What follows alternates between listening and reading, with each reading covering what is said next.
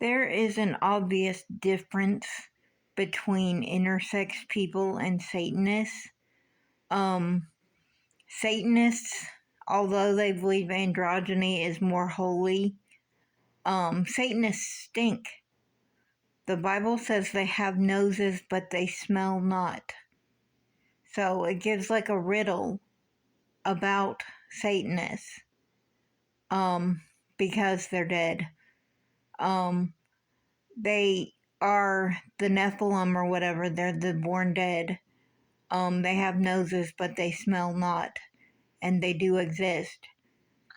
But I've heard talk about them stinking, but I've never smelled one myself necessarily. I think I have actually. I think I have, because there was this tattooed guy in Starbucks one time when I went in, and he just smelled rotten. They smell rotten, like rotting flesh.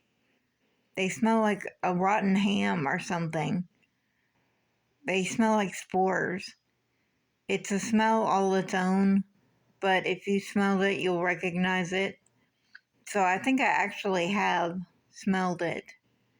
And I think he was a Satanist because he had tattoos all over his body. But that doesn't mean he was a Satanist. That just indicates he could have been, and the smell could have been more than perfume. It could have been actual rotten flesh. So he could have been one of the born dead. But I don't know. There's so little evidence about people that are born dead. There's so little evidence. Do clones stink?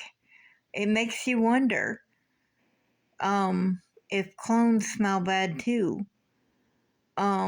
Because they're born with a skin cell that's used as an egg, is it? Anyway, the skin cell is used as either an egg or sperm, one or the other. A skin cell is used.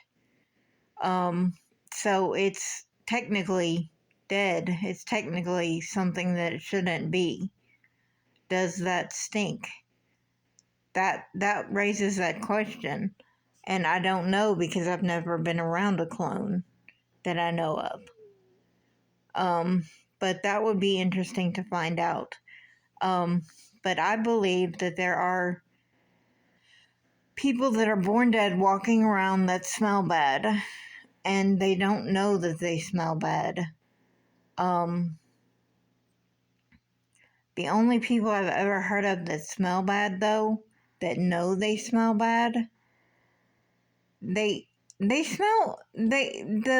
people that stink smell like they've taken a shower, and all, but they smell rotten anyway. They smell like they've taken a shower, covered up rotten. And it's not necessarily a super strong smell. They say that dead bodies are super strong smells. This kind of rotten smell is not a super strong smell. It's something you could believe could be a perfume. But it's gross. And it's not a skunk smell. It's not like musk or something like that. But anyway, yeah, I believe that there's dead people walking around that are zombies, basically, and they're the Nephilim. And that they're doing it all over again. They're bringing demons down all over again to mate with the children of women. Now, I don't know, though. I don't know that they make Nephilim again. They try to have children again, but they fail. But did they fail the first time? Because if they made Nephilim the first time, the Bible indicates they didn't fail that time. So that would be a success, even though it was dead. But that indicates that Tyre has children, right?